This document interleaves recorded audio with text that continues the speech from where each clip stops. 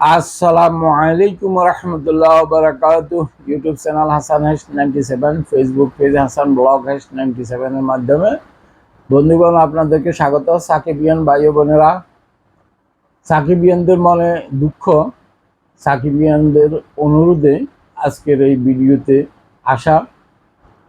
Shakib Khan megastar Shakib Khan সম্বন্ধে কটূক্তিপূর্ণ একটা শব্দ ব্যবহার করলেন জাহিদ হাসান। জাহিদ হাসান টেলিভিশনের তারকা।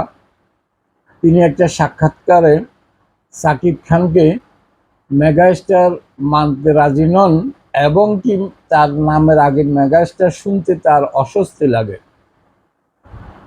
এই ব্যাপারে আমি সোজা সাপটা কথা বলবো, বনিতে না করি, যেহেতু আমি সমসাময়িক জাহিদ হাসানের যে বয়স আমরা পত্রপত্রিকার মাধ্যমে জানতে পারি, তার থেকে আমি 2 বছরের বড়। তাই আমি বনিতা না করি সোজা সাপটা বলবো। জাহিদ হাসান তিনি প্রথম যৌবনে বিড়ি সিগারেটের মডেল ছিলেন। তিনি নিবি সিগারেটের বিজ্ঞাপনের মডেল আছিলেন। তিনি বিভিন্ন সিগারেট বিড়ির মডেল আছিলেন। সেখান থেকে ধীরে ধীরে তিনি টেলিভিশনের নায়ক হিসেবে, অভিনেতা হিসেবে আবির্ভাব ঘটে। তিনি তার সেই অতীতের কথাগুলো হয়তো এখন মনে নাই যে তিনি বিজ্ঞাপনের সিগারেট বা বিড়ির বিজ্ঞাপনের মডেল ছিলেন। তাকে স্মরণ করিয়ে দেওয়ার জন্য বলবো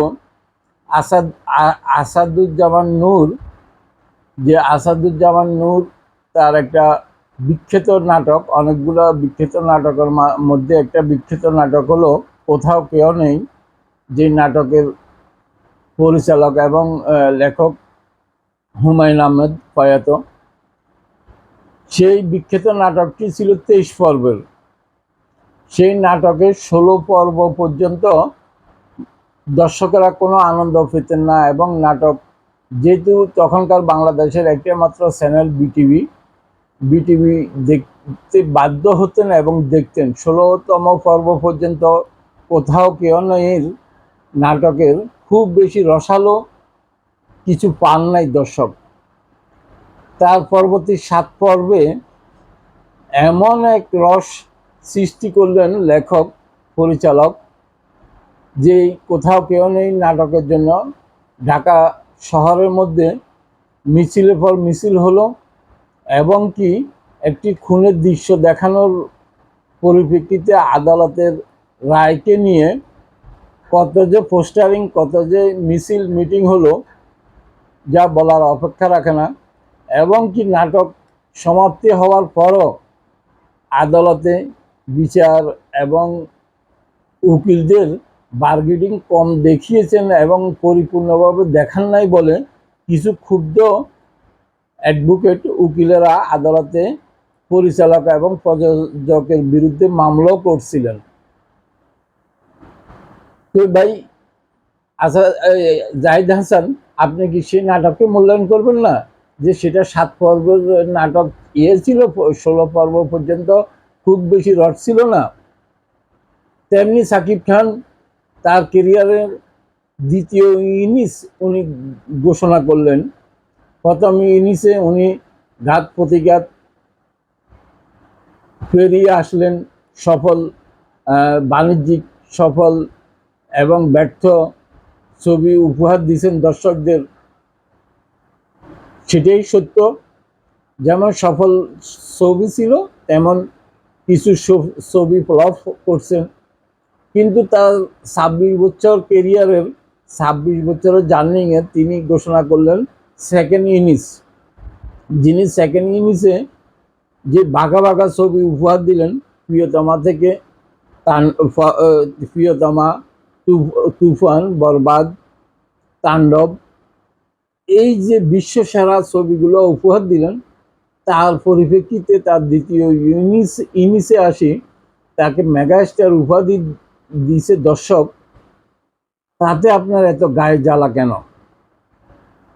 আপনি তো একজন সিগারেটের বিজ্ঞাপনের মডেল ছিলেন, বিড়ি সিগারেটের মডেল। একজন বিডি সিক্রেটের মডেল জাহিদ হাসান যদি একজন অভিনেতাকে সম্মান করতে না শিখেন, তাহলে আপনাকে সম্মান কে দিবে রে ভাই?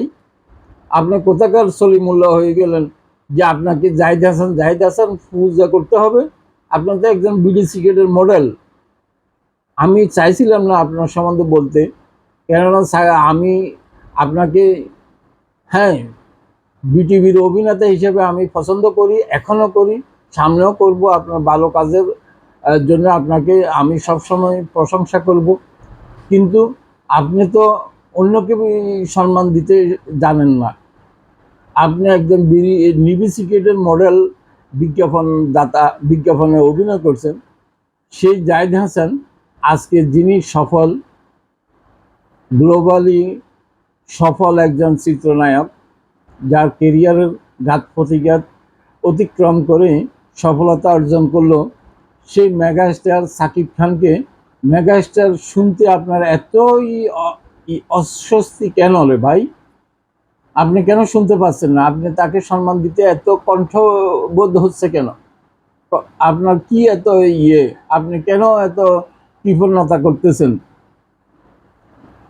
আরো কিছু যদি বলতে হয় আপনাকে, আপনাদের মতো এরকম লোকগুলা, অকৃতজ্ঞ লোকগুলোর জন্য ইতিহাস অনেক কিছু মূল্য দিয়েছে। আমেরিকান প্রেসিডেন্ট জন এফ কেনেডিকে সাংবাদিকেরা জিজ্ঞেস করছিলেন, যিনি কৃষকদেরকে একটি মানে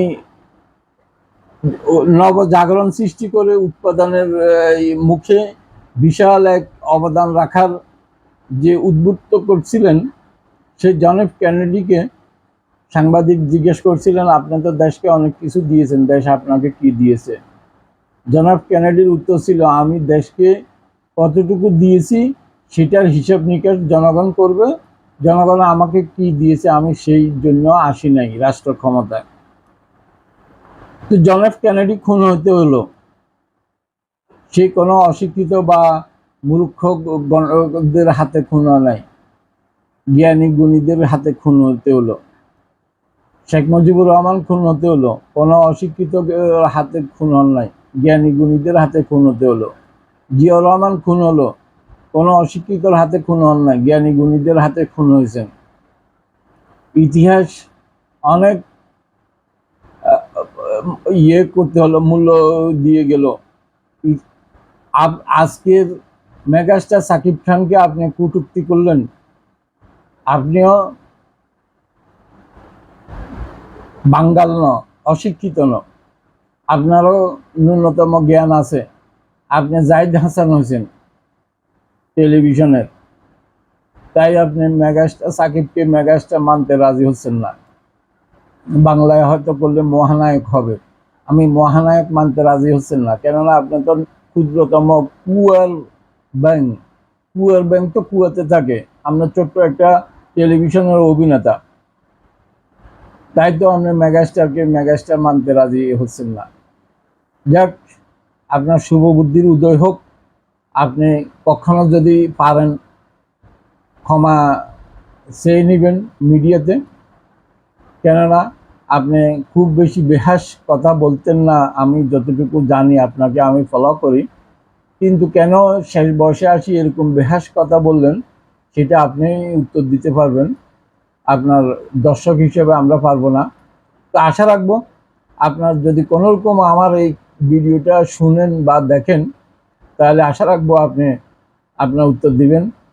সাকিবিয়ান ভাই ও বোনেরা, আপনারা লাইক কমেন্ট শেয়ারের মাধ্যমে জানাবেন, বেশি বেশি করে শেয়ার করবেন, লাইক কমেন্ট করবেন এবং সাবস্ক্রাইব করবেন, ফলো করবেন। আর কমেন্ট করে জানাবেন যে আমি কতটুকু বললাম, কি ভুল বললাম না কি ভালো বললাম, সেটাও জানাবেন। এই ভালোবাসা চলবে, সূর্য যতদিন জ্বলবে। আল্লাহ হাফেজ।